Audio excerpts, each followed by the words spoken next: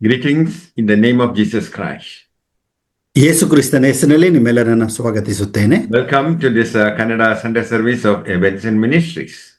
ಎಬೆನ್ಸನ್ ಸೇವೆಯ ಈ ಒಂದು ಭಾನುವಾರದ ಆರಾಧನೆಗೋಸ್ಕರ ನಿಮ್ಮೆಲ್ಲರನ್ನ ಸ್ವಾಗತಿಸುತ್ತೇನೆ. For today's meditation, let us turn to the Gospel according to St. Matthew, chapter 22, verse 14. ಇವತ್ತಿನ ವಾಕ್ಯ ಧ್ಯಾನಕ್ಕಾಗಿ ನಾವು ಸುವಾರ್ತೆಯಲ್ಲಿ ಮತ್ತಾಯನು ಬರೆದ ಸುವಾರ್ತೆ 22ನೇ ಅಧ್ಯಾಯ 14ನೇ ವಚನವನ್ನು ಓದಿಕೊಳ್ಳೋಣ. For many are called, but few are chosen. ಹೀಗೆ ಕರೆಯಲ್ಪಟ್ಟವರು ಬಹುಜನ, ಆಯಲ್ಪಟ್ಟವರು ಸ್ವಲ್ಪ ಜನ ಅಂದನು. Jesus told the story of wedding feast to show what the kingdom of heaven is like. ದೇವರ ರಾಜ್ಯ ಎಂಥದೆಂಬುದಾಗಿ ತಿಳಿಯಪಡಿಸಲಿಕ್ಕಾಗಿ ಯೇಸು ಸ್ವಾಮಿ ಈ ಒಂದು ಮದುವೆ ಔತಣದ ಬಗ್ಗೆ ಒಂದು ಸಾಮ್ಯವನ್ನು ಹೇಳಿದ್ದಾರೆ. There was a king who prepared a great wedding dinner for his son. ಒಬ್ಬ ರಾಜನಿದ್ದನು, ಅವನು ತನ್ನ ಮಗನ ಮದುವೆಗಾಗಿ ಒಂದು ಔತಣವನ್ನು ಏರ್ಪಡಿಸಿದ್ದನು. Many guests were invited, and when the banquet was ready, he sent messengers to notify everyone that it was time to come. ಆತನು ಎಲ್ಲವನ್ನ ಸಿದ್ಧ ಮಾಡಿ ತನ್ನ ಆಳುಗಳನ್ನು ಕಳಿಸಿ ಜನರನ್ನ ಆತನು ಆಹ್ವಾನಿಸಲು ಕಳಿಸಿಕೊಡುತ್ತಾನೆ. But all refused. ಆದರೆ ಎಲ್ಲರೂ ಕೂಡ ಅದನ್ನ ನಿರಾಕರಿಸುತ್ತಾರೆ. So he sent other servants to tell them that everything is ready. ಆತನು ಬೇರೆ ಆಳುಗಳನ್ನು ಕಳಿಸಿ ಎಲ್ಲವೂ ಸಿದ್ಧವಾಗಿದೆ, ಬನ್ನಿರೆಂಬುದಾಗಿ ಆತನು ಆಹ್ವಾನವನ್ನ ಕೊಡುವಂತವನಾಗಿದ್ದಾನೆ. But the guests he had invited merely laughed and went on about their business.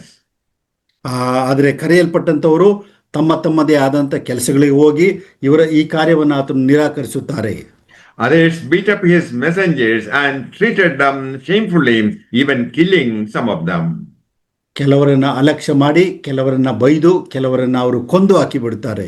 Then the angry king sent out his army and destroyed the murderers and burned their city. ಆತನು ಸಿಟ್ಟುಗೊಂಡು ತನ್ನ ದಂಡುಗಳನ್ನು ಕಳಿಸಿ ಆ ಒಂದು ಪಟ್ಟಣವನ್ನ ಅವರೆಲ್ಲರನ್ನು ಕೂಡ ಆತನು ನಾಶ ಮಾಡಿ ಬಿಡುತ್ತಾನೆ. He said, the guests I invited are not worthy of the honor. ನಾನು ಯಾರನ್ನ ಕರೆಸಿದನೋ, ಆಹ್ವಾನಿಸಿದನೋ ಅವರು ಈ ಒಂದು ಕರೆಯಲ್ಪಟ್ಟವರು ಯೋಗ್ಯರಾಗಿರ್ಲಿಲ್ಲ ಎಂಬುದಾಗಿ ಆತನು ಅಂದುಕೊಳ್ಳುತ್ತಾನೆ. Now go out to the street corners and invite everyone you see. ಆತನು ಹೇಳ್ತಾನೆ, ನೀವು ಎಲ್ಲ ಆದಿ ಬೀದಿಗಳಿಗೆ ಹೋಗಿ ಎಲ್ಲಾ ಜನರನ್ನು ಕೂಡ ಮದುವೆಗೆ ಕರೆದುಕೊಂಡು ಬನ್ನಿರಿ ಎಂಬುದಾಗಿ ರಾಜನು ಹೇಳುತ್ತಾನೆ. So the servants did and brought in all they could find, good and bad alike, and the banquet hall was filled.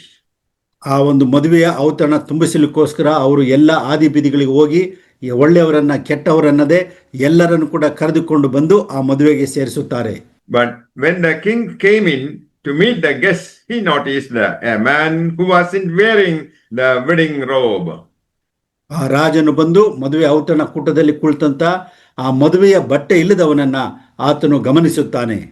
Friends, he asked, how does it happen that you are here without a wedding robe? ಆತನನ್ನ ಕಂಡು ಹೇಳುತ್ತಾನೆ, ಏನಪ್ಪ ಮದುವೆ ಬಟ್ಟೆ ಇಲ್ಲದೆ ನೀನಿಲ್ಲಿ ಹೇಗೆ ಒಳಗೆ ಬಂದಿ ಎಂಬುದಾಗಿ ಆತನನ್ನ ಕೇಳುತ್ತಾನೆ. And the man had no reply. ಆದರೆ ಆ ಮನುಷ್ಯನು ಸುಮ್ಮನಿದ್ದನು, ಏನು ಉತ್ತರ ಕೊಡಲಿಲ್ಲ. Then the king said to his servants, bind him hand and foot and throw him out into the outer darkness. ಆ ಅರಸನು ಸೇವಕರಿಗೆ ಹೇಳ್ತಾನೆ, ಅವನ ಕೈ ಕಾಲು ಕಟ್ಟಿ ಅವನನ್ನ ಕತ್ತಲೆಯ ಕೋಣೆಗೆ ಹಾಕಿರಿ ಎಂಬುದಾಗಿ ಆತನು ಆಜ್ಞಾಪಿಸುತ್ತಾನೆ.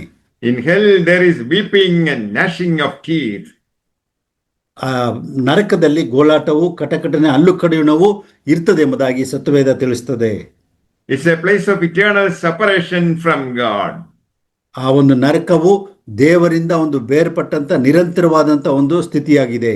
For many are called, but few are chosen.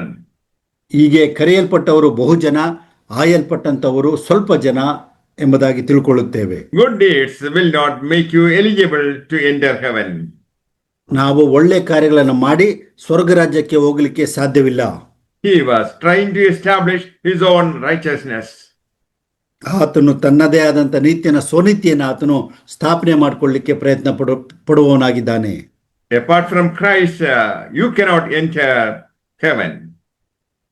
ಯೇಸು ಕ್ರಿಸ್ತನನ್ನು ಬಿಟ್ಟು ಯಾರು ಸ್ವರ್ಗ ರಾಜ್ಯಕ್ಕೆ ಸೇರಲಿಕ್ಕೆ ಸಾಧ್ಯವಿಲ್ಲ. The illustration of the Great Supper indicates that the Jews are the invited guests who refuse to attend the banquet. ಈ ಒಂದು ಮದುವೆ ಔತಣದ ಒಂದು ದೃಷ್ಟಾಂತದಲ್ಲಿ ನಾವು ನೋಡ್ತೇವೆ, ಯಹೂದ್ಯರನ್ನ ದೇವರು ಔತಣ ಕೂಟಕ್ಕೆ ಮೊದಲು ಆಹ್ವಾನಿಸುವವನಾಗಿದ್ದಾನೆ. Gentiles are invited in their place and attend. ಆ ಅನ್ಯರನ್ನ ಕೂಡ ನಂತರ ಆ ಒಂದು ಸ್ಥಳಕ್ಕೆ ಆತನು ಆಹ್ವಾನಿಸಿ ಔತಣದಲ್ಲಿ ಆತನು ಭಾಗಿಯಾಗಿ ಮಾಡುತ್ತಾನೆ. The call to repentance and salvation is universal to Jew and Gentile alike. ಅನ್ಯರಿಗೂ ಗ್ರೀಕರಿಗೂ ಯಹೂದ್ಯರಿಗೂ ಎಲ್ಲರಿಗೂ ಕೂಡ ಈ ಒಂದು ರಕ್ಷಣೆಯಲ್ಲಿ ಭಾಗಿಯಾಗಲಿಕ್ಕೆ ದೇವರು ಎಲ್ಲರೂ ಆಹ್ವಾನಿಸುವವನಾಗಿದ್ದಾನೆ. Everybody is called. ಎಲ್ಲರನ್ನ ದೇವರು ಕರೆಯುವುದು ಏನಕ್ಕೆ ಅಂತ ಹೇಳಿದ್ರೆ, those who respond to the gospel are the chosen. ಯಾರು ಸುವಾರ್ತೆಗೆ ಒಳಪಟ್ಟು ಅಂಗೀಕರಿಸುತ್ತಾರೋ ಅವರು ಆಯಲ್ಪಟ್ಟಂತವರಾಗಿದ್ದಾರೆ. God is the king in this illustration. ಈ ಒಂದು ದೃಷ್ಟಾಂತದಲ್ಲಿ ಅರಸನು ದೇವರಾಗಿದ್ದಾನೆ. The son is Jesus Christ. ಮಗನು ಯೇಸು ಕ್ರಿಸ್ತನಾಗಿದ್ದಾನೆ. Wedding day is the day of redemption. ಈ ಒಂದು ಔತಣದ ದಿನ ಈ ಒಂದು ವಿಮೋಚನೆಯ ದಿನವಾಗಿರ್ತದೆ. First Thessalonians, ಒಂದನೇ ಥೆಸಲೋನಿಕದವರಿಗೆ ಬರೆದ ಪತ್ರಿಕೆ chapter 4 verse 16 and 17. 4ನೇ ಅಧ್ಯಾಯ 16 ಮತ್ತು 17ನೇ ವಚನ ಈ ರೀತಿಯಾಗಿ ಹೇಳ್ತದೆ.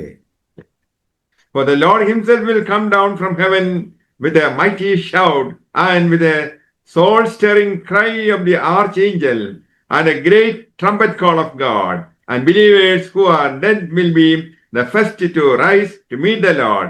Then we who are still alive and remain on the earth will be caught up with them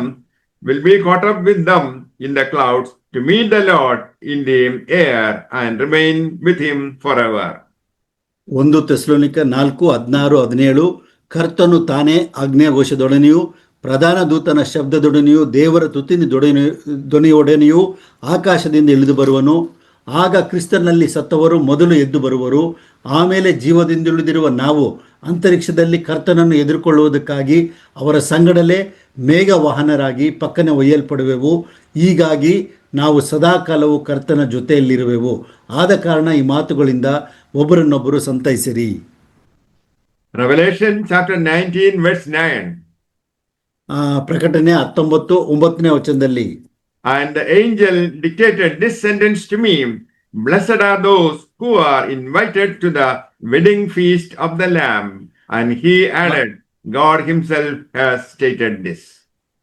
ನಾವು ಪ್ರಕಟಣೆ 19:9ರಲ್ಲಿ ನೋಡ್ತೇವೆ, ಇದಲ್ಲದೆ ಅವನು ನನ್ನ ಸಂಗಡ ಮಾತಾಡುತ್ತಾ ಯಜ್ಞದ ಕುರಿಯಾದ ಆತನ ವಿವಾಹಕ್ಕೆ ಔತಣಕ್ಕೆ ಕರೆಸಿಕೊಂಡವರು ಧನ್ಯರು ಎಂಬುದಾಗಿ ಬರೆ ಎಂದು ನನಗೆ ಹೇಳಿ, ಈ ಮಾತುಗಳು ದೇವರ ಸತ್ಯವಚನಗಳಾಗಿವೆ ಅಂದನು.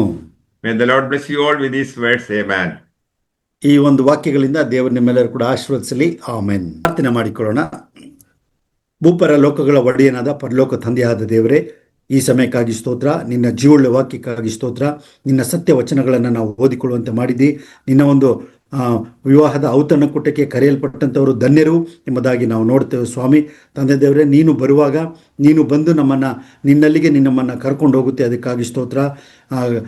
ಕರೆಯಲ್ಪಟ್ಟವರು ಬಹುಜನ, ಆಯಲ್ಪಟ್ಟವರು ಸ್ವಲ್ಪ ಎಂಬುದಾಗಿ ನಿನ್ನ ವಾಕ್ಯ ಹೇಳ್ತದೆ ಸ್ವಾಮಿ. ನಾವು ನಿನ್ನಿಂದ ಆರಿಸಲ್ಪಟ್ಟಂಥವರಾಗಿದ್ದೇವೆ. ಹಾಗೂ ಸ್ವಾಮಿ ದೇವರು ನಿನ್ನಿಂದ ಆರಿಸಲ್ಪಟ್ಟದ್ರಿಂದ ನಿನ್ನನ್ನು ಹಿಂಬಾಲಿಸಿ ನಿನ್ನ ಮಹಿಮೆಗಾಗಿ ನಿನ್ನ ರಾಜ್ಯಕ್ಕಾಗಿ ನಾವು ಜೀವಿಸುವಂತೆ ನೀನು ಸಹಾಯಿಸು. ನಮ್ಮಲ್ಲಿರುವಂಥ ಎಲ್ಲ ಕುಂದುಕೊರತೆಗಳನ್ನು, ಪಾಪ ದೋಷಗಳನ್ನೆಲ್ಲ ಹೋಗಲಾಡಿಸಿ ಪಶ್ಚಾತ್ತಾಪ ಹೃದಯದಿಂದ ಹಾಗೂ ನಿರ್ಮಲ ಮನಸ್ಸಿನಿಂದ ನಿನ್ನ ಸನ್ನಿಧಿಗೆ ಬಂದು ನೀನು ಕೊಡುವಂಥ ಎಲ್ಲ ಆಶೀರ್ವಾದ ಹೊಂದಿಕೊಂಡು ಸ್ವಾಮಿ, ನಿನ್ನ ಮದುವೆಯ ಔತಣ ಕೂಟದಲ್ಲಿ, ನಿನ್ನ ರಾಜ್ಯದಲ್ಲಿ, ನಿನ್ನ ಪರಲೋಕದಲ್ಲಿ ನಾವು ಭಾಗಿಗಳಾಗುವಂತೆ ನಿನ್ನಮ್ಮನ್ನು ಕರೆದಿದೆ. ಅದಕ್ಕಾಗಿ ಸ್ತೋತ್ರ ಮಾಡುತ್ತಾ ನಮ್ಮೆಲ್ಲರ ಜೀವಿತಗಳು ನಿನ್ನನ್ನು ಮಹಿಮೆಪಡಿಸಲಿ, ನಮ್ಮ ಜೀವಿತಗಳು ಅನೇಕರಿಗೆ ಸಾಕ್ಷಿಯಾಗಿರಲಿ ಎಂಬುದಾಗಿ ನಾವು ಬೇಡಿಕೊಳ್ಳುತ್ತಾ ಈ ಪ್ರಾರ್ಥನೆಯನ್ನು ನಮ್ಮ ಪ್ರಭು ರಕ್ಷಕನಾದಂಥ ಯೇಸು ಕ್ರಿಸ್ತನ ಹೆಸರಿನಲ್ಲಿ ದೀನತೆಯಿಂದ ಬೇಡಿಕೊಳ್ಳುತ್ತೇವೆ. ಆಮೆನ್.